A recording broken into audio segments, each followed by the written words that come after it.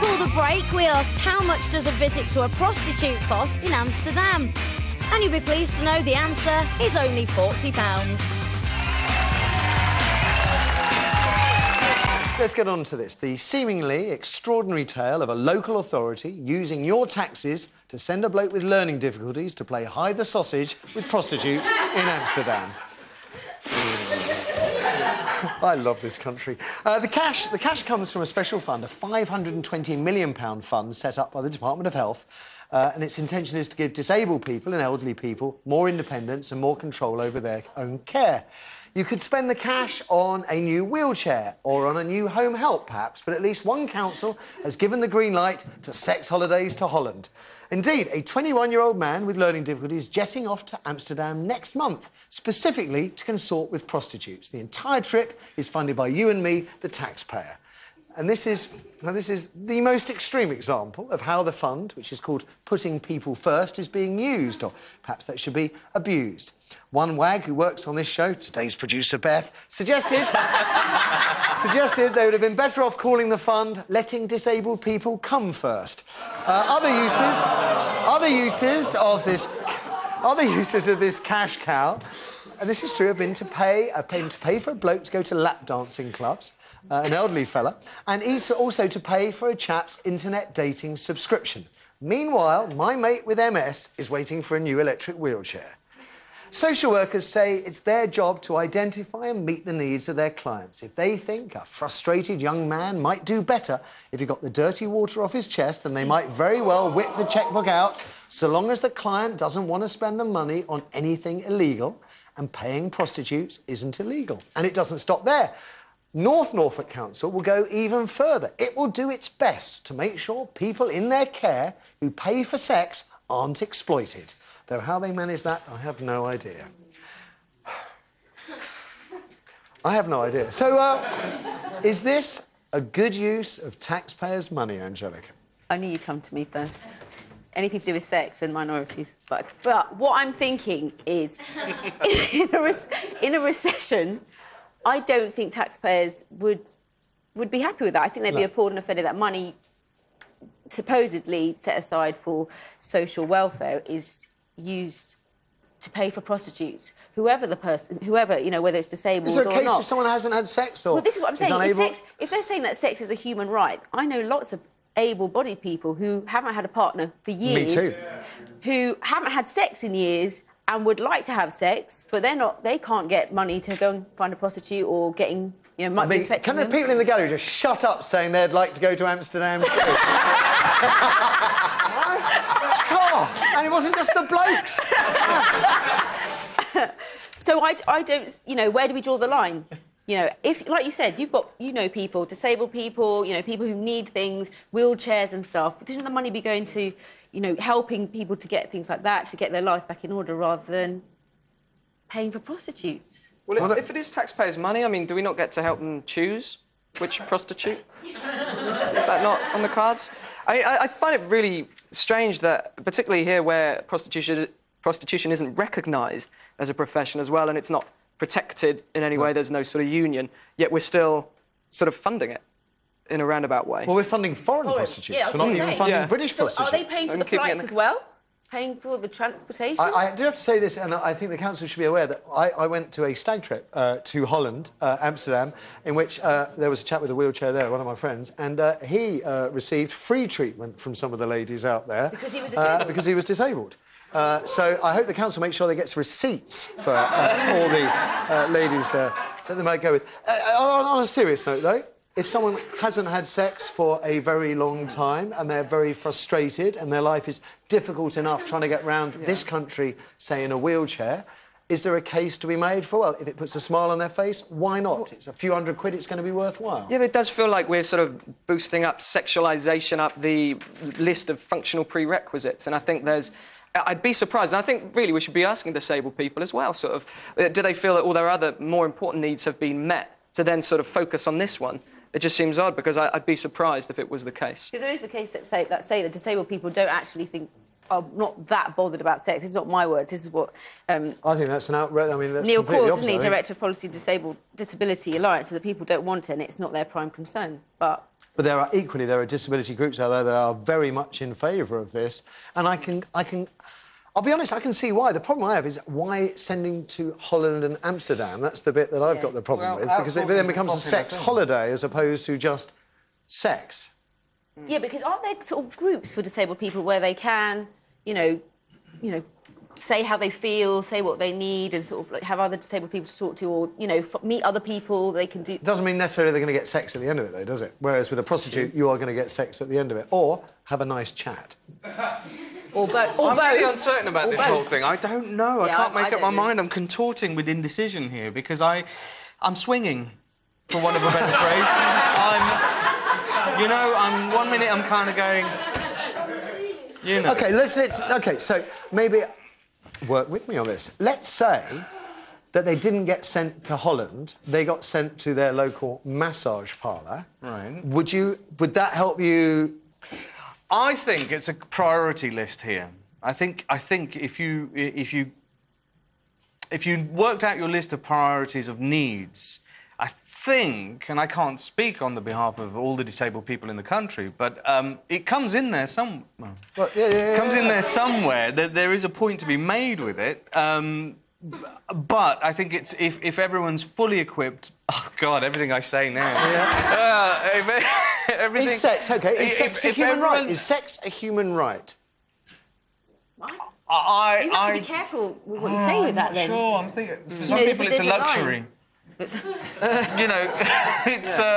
I'm not sure if it's a human right. If you look at the basis of life, all life involves some kind of food. You require food, some kind of excretion, stroke digestion, and some form of reproduction. That's what you need to keep going. So, you could say there's a very, very strong case. Funny enough, I don't have a problem with it. The problem I've got with it is going to Holland bit. I think if we're going to use British taxpayers' money to fund sex adventures for anybody, whether it be elderly, disabled, anybody, then we should invest it in British prostitutes and British sex workers, and none of these foreign sex workers who come over here and take English girls' jobs and Scottish girls' jobs. Same with call centres. Same with call centres. But then if you're saying your friend's waiting for a wheelchair still, that's when it gets a real... Yeah, it seems odd that we're even having this discussion. That's what I mean by priorities. I think once you've cleaned up everything, all the needs, I mean, even wheelchair access and, the right facilities, the right hospitals, once you've kind of figured out what comes first in this list, we can move on to I think there is a need for it somewhere, so but it's where in the list it comes. Not opposed to the notion, but perhaps in our hearts we'd rather we got some of the other problems dealt with first of all. Yeah. OK, let's throw it open to you guys. Kirsty. OK, first we have Mark on line 2. Mark, good morning. Good morning, Matthew. Good morning. So, what do you think, sir? I'm disabled, and I would love to get out to Naughties in Amsterdam. You have to excuse the pun there, it's deliberate. But I think it's a good idea, and if you let me know which council it is, I'll move there. I've been to Amsterdam before, and you don't necessarily go to Amsterdam just for sex, Don't tell me you went to look at the paintings, Mark. Sorry? You didn't go to look at the paintings. Obviously, I did. Now, we know there's about 4 councils. This is a Sunday Telegraph exclusive, great story, and they list about 3 or 4 councils that are using this fund in unusual ways, but we're not specific about which one is actually sending people to Holland. Do you think that there may be other areas that should be dealt with first, other areas of concern for disabled or elderly people? Well, you were talking about wheelchairs, and at one stage, because of my disabilities, I had 3 wheelchairs because there were different primary care trusts involved, and they wouldn't... I even offered to donate my wheelchairs to different hospitals, and they said, no, we can't take it. I've heard about this before. Different primary care trust. And that, to me, is ridiculous. I gave them away to the local church in the end. It's weird. I mean, there's still things like disabled access. I mean, it's pretty poor by and large. I mean, isn't that something that, 520 million quid, you can make a difference? OK, we'll think about that one. Mark, thank you for the call. Let's have another. OK, we have Jill next on line 1. Jill, good morning. Hi, Matthew. Congratulations on your marriage. Oh, yeah. I remember now. It seems so long ago. Now, what do we think? Do you think this is a good idea? Well, at the risk of sounding a bit of a spoilsport, I think it's a complete waste of money, to be honest. I mean, we're supposed to be strapped for cash for everything. People are losing their homes, their jobs. NICE won't fund people who are dying of some illnesses, and yet we find the money to send people to Amsterdam for sex, which is... It just doesn't sound right. But if it makes them feel good within themselves, if the effects of this trip last longer than a few minutes in a seedy room in Amsterdam, but they brighten this chap's life for weeks, possibly months to come... But how disabled is disabled? I mean, what are we talking about here? Are we talking about somebody who has to be ferried across in an iron lung? To be honest, Jill, in this particular instance, disabled means has learning difficulties. That's all we know. So is this not exploitative, then? I mean, the fact that these people are disabled, the fact that we think that their need is to... be pushed around the streets of Amsterdam looking for sex. I mean, I just think it's a complete waste of money. Well, if we're going to talk about exploitative as well, you've got to remember as well that effectively council payers' tax, our tax money, is going to be used to pay prostitutes, which is in itself exploitative.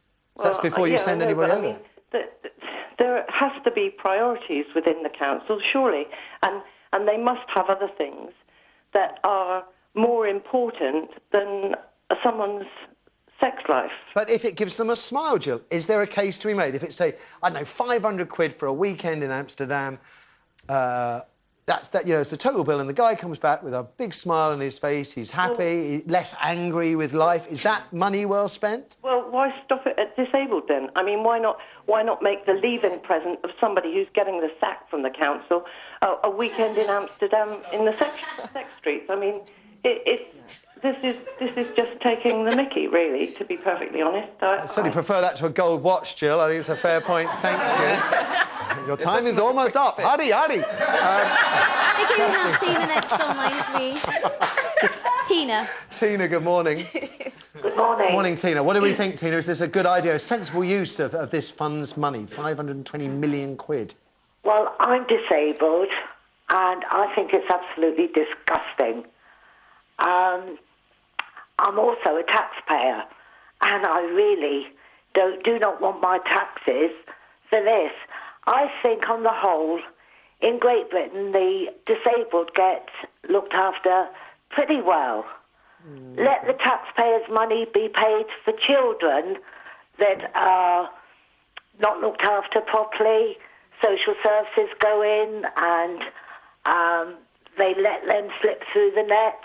Let them tighten up on that and spend the money on that for the children. Not for disabled that does get looked after. I feel as if I'm looked after very well. OK, well, which is a wonderful thing to hear. I know a couple of wheelchair users who would probably take you to task on that if they were here. I'm not going to speak for them. But the same thing to you that I put to Jill. If this chap comes back and instead of being, and I don't know if he is an angry young man, but let's just suppose he's an angry, frustrated young man with learning difficulties, and he comes back feeling much more at ease with himself, with a big smile on his face and a sense of well-being that lasts for weeks or possibly months, surely there's a case then that's 500 quid well spent? Well, no, because if he's that desperate, he'd save up the money and do it out of his own money, not out of taxpayers' money. Do you know what we talked Beating about? Me there, Tina, you're right. We talked about men going to Amsterdam. There are female disabled people out there. Are they included in this? Yeah. I mean, as I said, this particular chap, it's for disabled and elderly. The fund is for disabled and elderly people, and disabled is including, in this case, a chap with learning difficulties, which is a disadvantage. Yeah. OK, fascinating. Thank you for the calls.